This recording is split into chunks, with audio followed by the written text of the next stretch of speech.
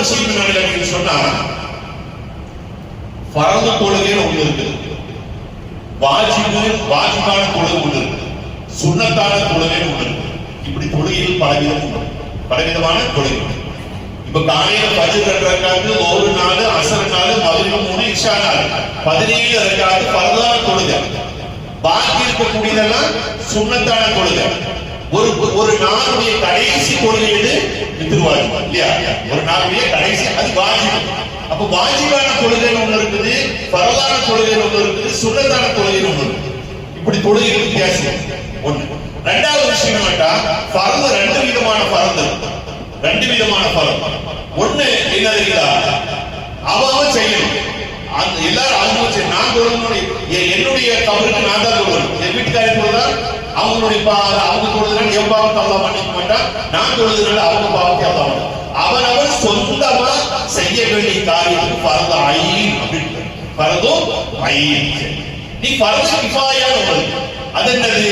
நம்ம மஹல்ல ஒரு மௌத் வந்ததுன்னு வைங்க, அந்த மௌத்துக்கு நம்ம மஹல்ல 100 பேர் இருக்குன்னு சொன்னா 100 பேர் அந்த மௌத்து வீட்டுக்கு போகணும் இல்ல, ஒரு 10 20 பேரோ போய் அந்த மௌத்துடைய எல்லா காரியம் தஃபன் எல்லாம் செஞ்சு ஜனாஸா எல்லாம் போய் எல்லா கபர் எடுத்து செஞ்சா இந்த 20 பேர் செஞ்சதன் காரணமாக பாக்கி இருக்கக்கூடிய எல்லாருடைய பாவத்தையும் அல்லாஹ் மன்னித்து விடுகிறார். இதுக்கு பேர் என்ன? ஃபர்து கிஃபாயா அப்படின்னு. இது ஃபர்து. பின்ன வாஜிப்ங்கிறது வந்து நம்ம வித்ர் வாஜிப் தொழுகிறோமா இல்லையா, அது ஒரு நாளுடைய கடைசி தொழுகை வித்ர் வாஜிபா இருக்கு. வித்ர் வாஜிப் தொழுகிறது கடமை. வாஜிபுக்கும் ஃபர்துக்கும் பெரிய வித்தியாசம் இல்லை. ஃபர்துங்கிறது 100% சொன்னா வாஜிபுக்கு 90%. அப்போ ஃபர்து அந்த வாஜிபான தொழுகையை கண்டிப்பா ராத்திரியில நம்ம தொழுகிறோம், முடிக்கிறோம், அதை வச்சுதான் முடிக்கணும். அது வாஜிப். பின்ன சுன்னத்து என்ன தெரியுங்களா?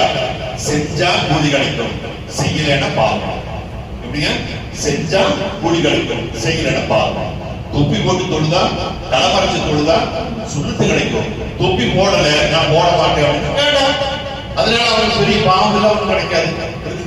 அப்ப சுன்னத்துனா செய்தால் கூலியும், செய்யாட்டி தண்டனை சிக்ஷையும் இல்லாததுக்கு பேருன்னா சுன்னத்து.